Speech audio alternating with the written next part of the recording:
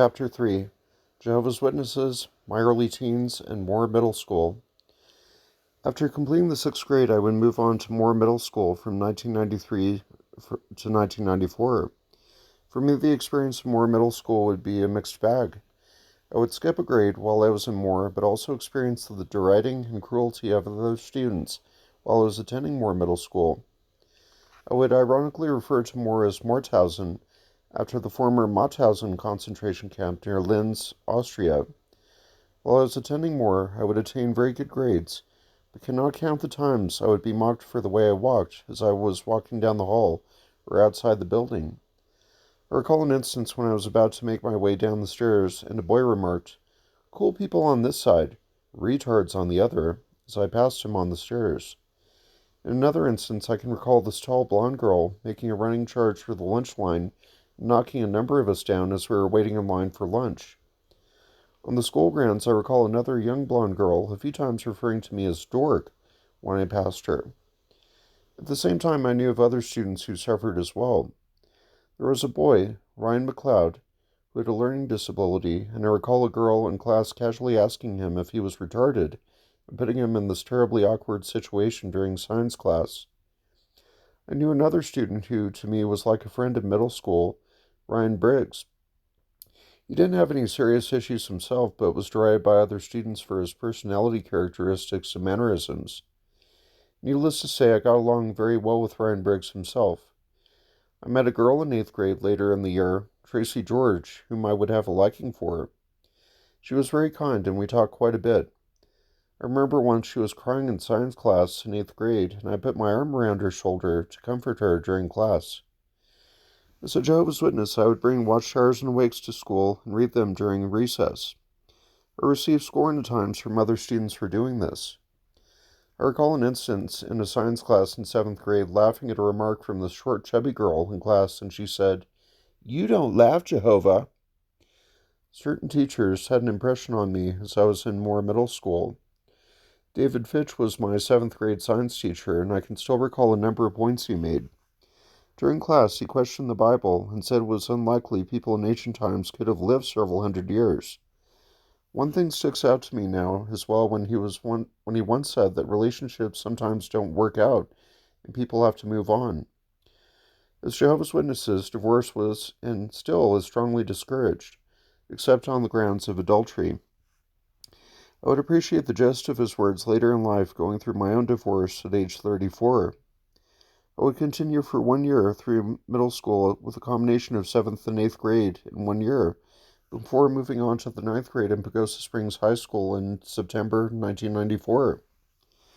As I emphasized above, there were many challenges I dealt with from other kids in middle school during that 1 year. I don't know what it was about middle school, but some kids could be exceedingly cruel in their dealings with other students. Was it the entrance into puberty that caused this reality? I suppose it's a matter of speculation. When I was going to school in the morning, my dad would drive me back and pick me up. In the morning, we would go over the daily text on the way to the middle school. The daily text is Jehovah's Witnesses devotional that is usually read and pondered over by serious Jehovah's Witnesses before they go about their day. When he would pick me up almost every day, he would take me to McDonald's at the intersection of 80th and Wadsworth in Arvada, and I would get a second unofficial lunch after school. My dad knew and appreciated what I was going through. I recall a time when I was walking towards my dad's car, and Christians were handing out booklets, which were compilations of Psalms and Proverbs and the Bible. Being prejudiced at that time against others who weren't Jehovah's Witnesses, I took it and walked a bit and threw it on the ground.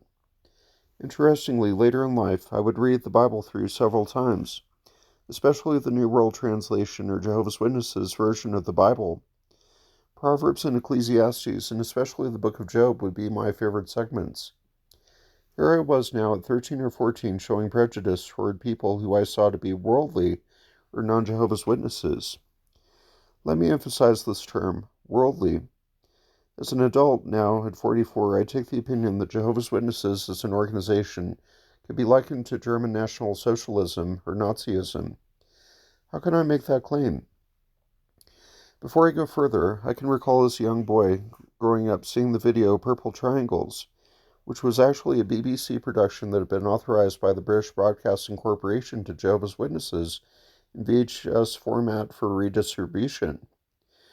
The documentary depicted the experience of the German Jehovah's Witness family, the Kuseros. Under the Nazis, the Kuseros suffered greatly. The older male children were sent to prison and concentration camps and executed for refusal to take up military service.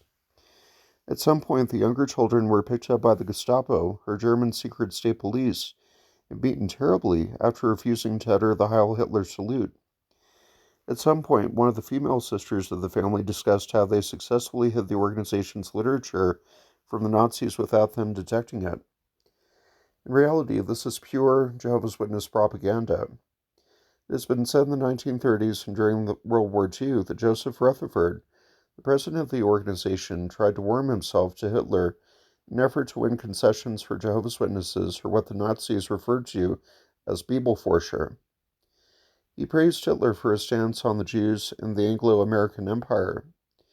Interestingly, for Jehovah's Witnesses who were imprisoned in the concentration camps, they were given a potential, quote, get-out-of-jail card by being given the opportunity to sign an affidavit in which they would renounce their faith as Jehovah's Witnesses. A certain number took this route, but some backpedaled later out of guilt or shame from their fellow Jehovah's Witnesses.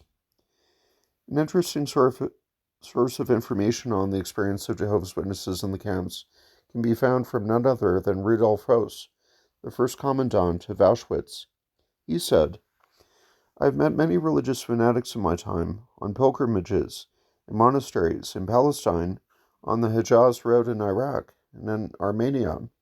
They were Catholics, both Roman and Orthodox, Muslims, Shiites, and Semites. But the Jehovah's Witnesses in Sachsenhausen, and particularly two of them, surpassed anything that I had previously seen.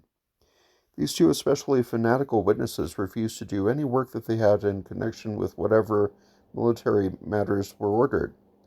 They would not stand at attention, or drill in time with the rest, or lay their hands along the seam of their trousers, or remove their caps. They said that such marks of respect were due only to Jehovah and not to man.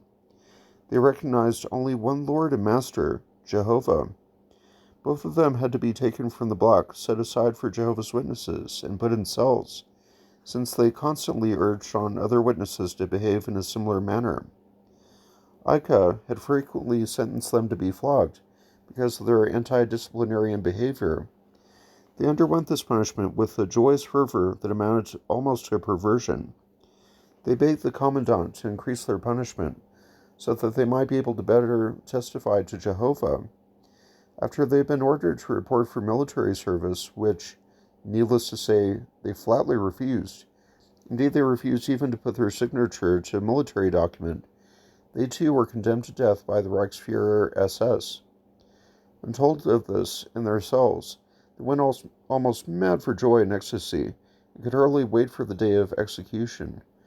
They wrung their hands, gazed enraptured at the sky, and constantly cried, "Soon we shall be with Jehovah!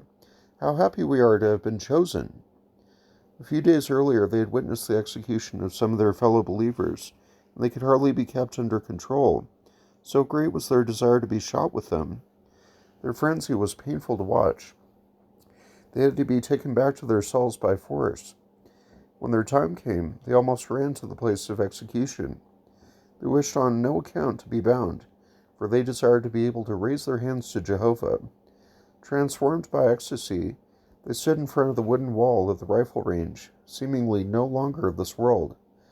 Thus do I imagine the first Christian martyrs who must have appeared as they waited in the circus for the wild beasts to tear them in pieces. Their faces completely transformed, their eyes raised to heaven, and their hands clasped, lifted in prayer, and they went to their death. All who saw them die were deeply moved. Even the execution squad itself was affected. These Jehovah's Witnesses became even more fanatical in their faith as a result of the martyrdom of their comrades. Several of them who had already signed a declaration that they would cease to proselytize, a declaration which helped them to obtain their freedom, now withdrew it, since they were anxious to suffer even more for Jehovah.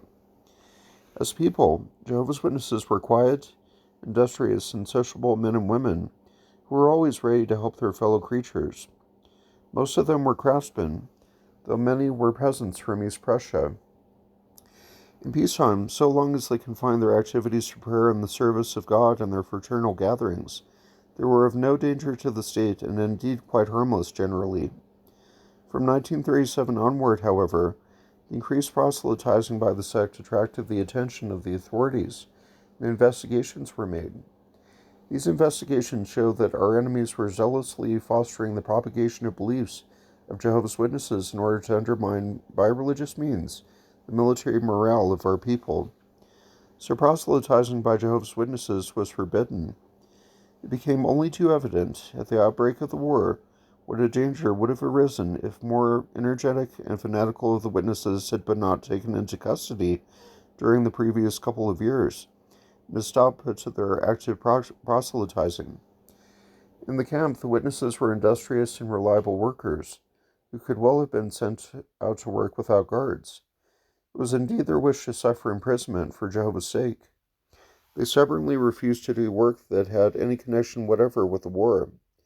The women witnesses in Ravensbrück, for example, refused to roll bandages for military field dressings.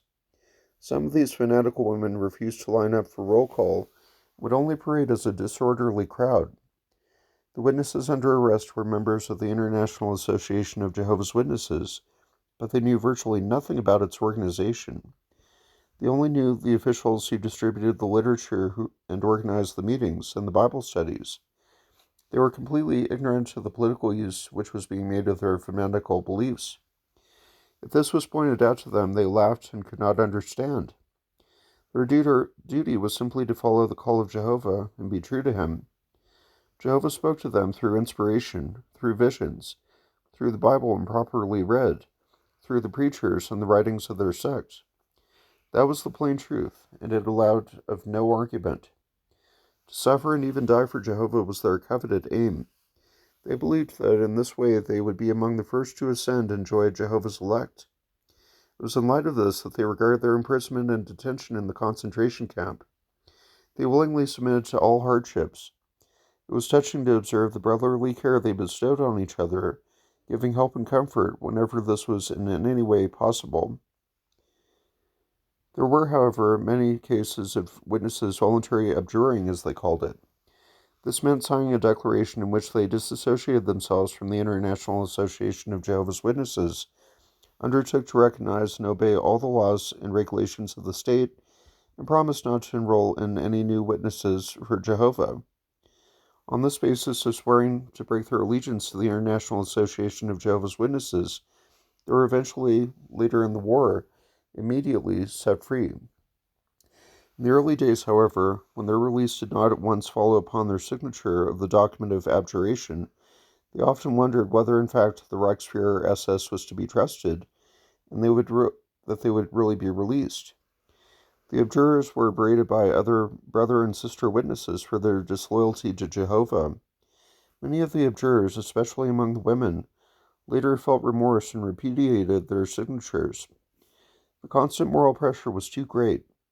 It was quite impossible to shake their faith, and even those who had abjured still wished to remain completely loyal to their beliefs, even though they had broken away from their spiritual community.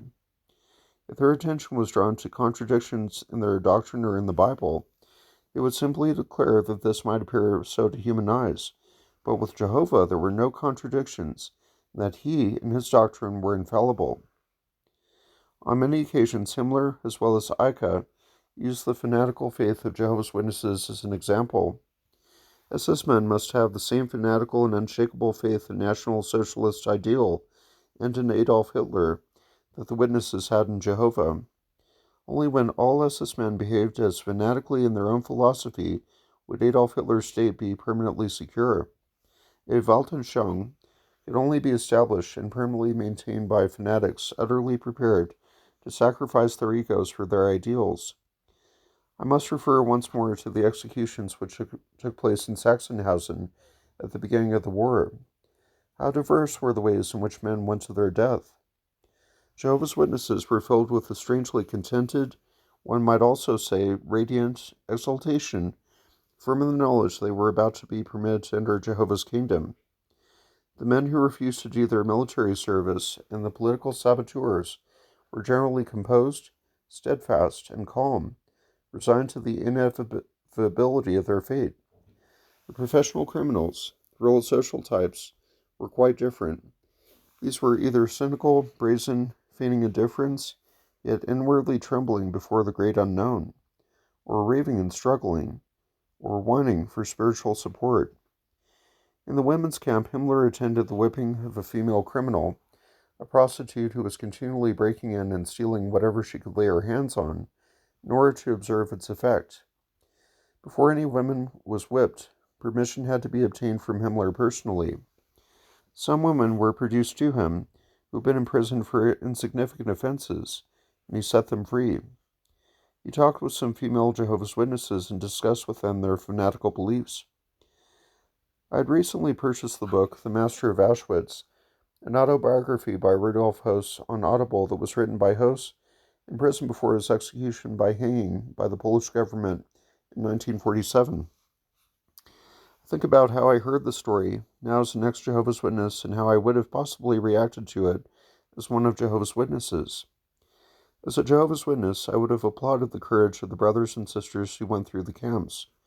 Now, as an ex-JW, snickering, hearing Höss's description of Jehovah's Witnesses, especially when he said, if their attention was drawn to the contradictions in their doctrine, or in the Bible, they would simply declare that this might appear so to human eyes.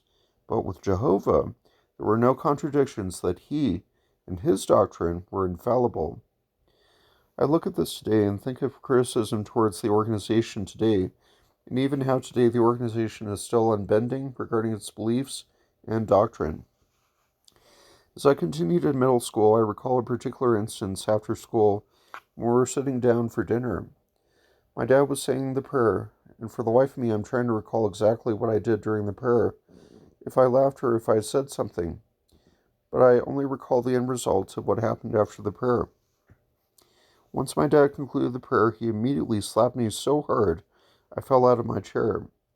Now I suppose you can define this a couple of different ways, either as abuse or as discipline from someone towards his son, who had a solid reverence for God. This episode has stayed with me until now, but I still had a strong respect for my father, and ultimately would later experience the worst pain of my life with his illness and death. During middle school, there was planning by my parents for relocating to Pagosa Springs once the school year was over. My parents wanted to get away from Denver and city life for life in a small town or rural setting. After moving away in 1994, they would never return and move back to Denver, but would remain on Colorado's western slope. I will further detail my time with Jehovah's Witnesses in Pagosa Springs in the following chapters.